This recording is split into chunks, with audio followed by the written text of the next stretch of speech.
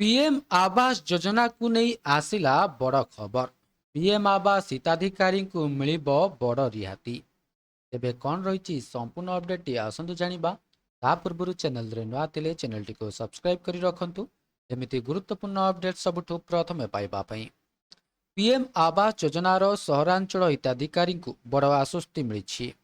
राज्य सरकार पीएम आवास योजना रे हिताधिकारी घर पंजीकरण खर्च को 1% रु कम करिवे बोली निष्पत्ति नेइछंती।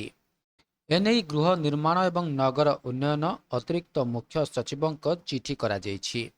एपरिकी विज्ञप्ति और आदेश कार्यकारी करने को राजस्व विभाग को निर्देश दिया जायछि। प्रधानमंत्री आवास योजना 2.0 अधीन अधिकारी राज्य सरकार बड़ रिहाती घोषणा करिसेंती। 60 वर्गमीटर पर्यंत घरर पंजीकरण क्षेत्र में यह रिहाती मिलिबो।